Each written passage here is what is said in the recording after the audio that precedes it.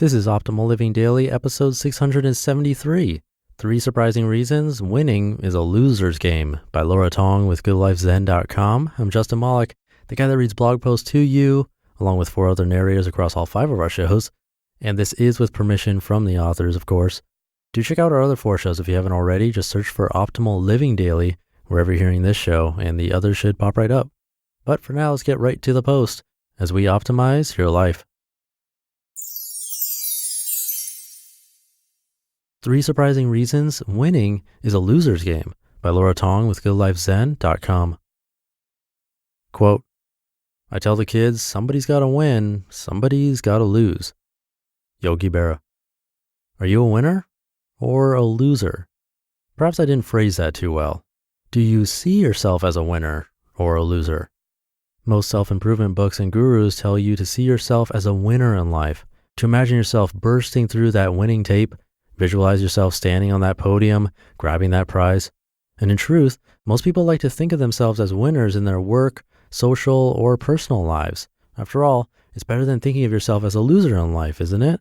Maybe, but there's a catch with that scenario, because seeing yourself as a winner is a loser's game.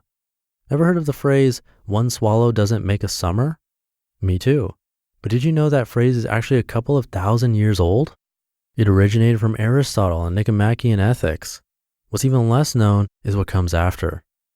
Quote, one swallow does not make a summer, neither does one fine day.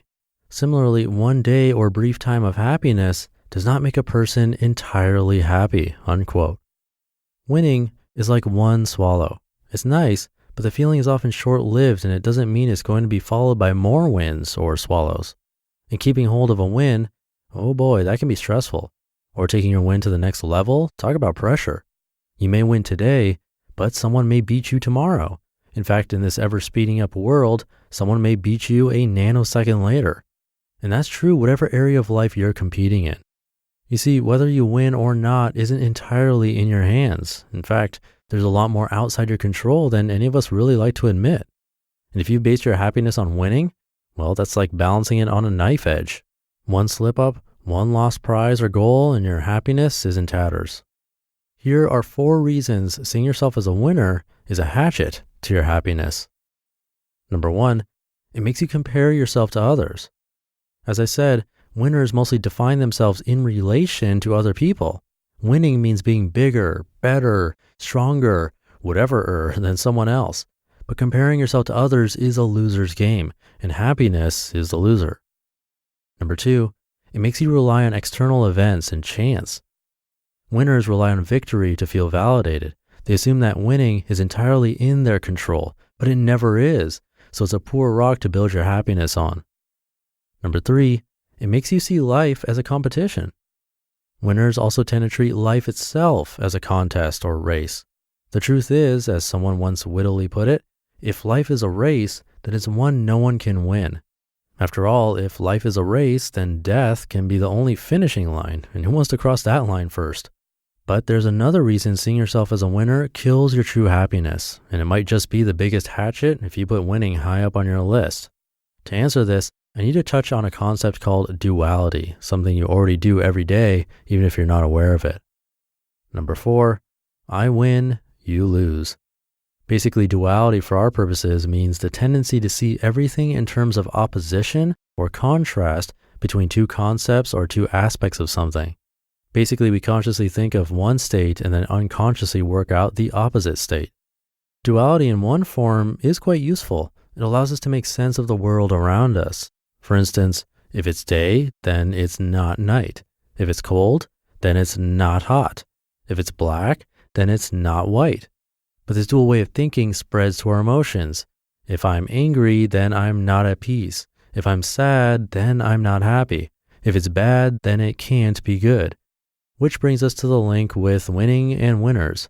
If I'm a winner, then I'm not a loser. If I'm winning, then I'm not losing. But also, if winning is good, then losing is bad. If being a winner is good, then being a loser is bad. So by the very act of creating a winner, you create a loser, everyone else. Which means when you see yourself as a winner, you're seeing, if unconsciously, everyone else as a loser. that doesn't feel good at all, does it? Sure, your ego might win in the short term, but your happiness loses in the long term. An alternative to seeing yourself as a winner. Aristotle recognized that happiness was what life was all about.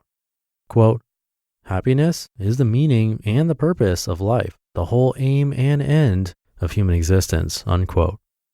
Something that the Dalai Lama echoed in this century, quote, I believe that the very purpose of our life is to seek happiness. That is clear, unquote. To be truly happy long term, we've established you need more than a brief boost to your ego now and then, especially as your winning streak is never completely within your control. So what's the alternative? To see yourself as a loser all your life? No, because the question itself is wrong. The answer is to see yourself neither as a winner nor a loser. In fact, the answer is to see yourself as both, then neither. Because life isn't a competition, and people aren't winners or losers. People are friends, family, human beings, your family, your friends, your fellow human beings, and someone else's. And I don't know about you, but to write any of my fellow beings off as losers makes me ashamed. So when you look in the mirror or someone asks you, are you a winner? Say, I'm neither a winner nor a loser. I don't play that game. I'm just happy. You just listened to the post titled 3 Surprising Reasons Winning is a Loser's Game by Laura Tong with goodlifezen.com. The title is 3 Surprising Reasons, but there were actually 4. Funny when that happens. Anyway, this is something I need to be reminded of occasionally, especially in the business and startups world, where I'm making podcasts. It's easy to compare myself to others who are ranking higher in the charts, and then use that as a benchmark, and then get competitive. But that really loses sight of the whole thing, why this podcast was created in the first place, to simply help you take amazing blogs on the go and give your eyes a break for a change, and for me to help myself with my social and performance anxiety. Other podcasts are doing totally different things and have different visions. Comparing ranks and download numbers doesn't mean anything. It doesn't help.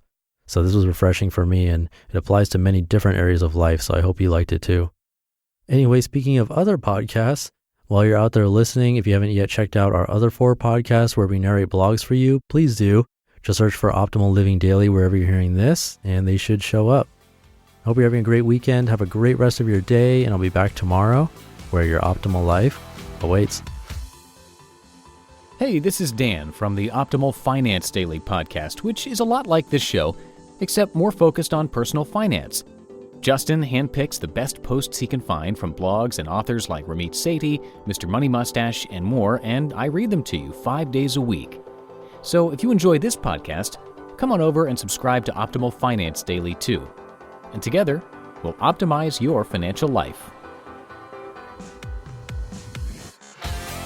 You've been listening to Optimal Living Daily. Be sure to hit the subscribe button to stay up to date on each new episode, and head to oldpodcast.com. That's OLDpodcast.com for a free gift, as well as more actionable tips and resources to help you maximize your potential.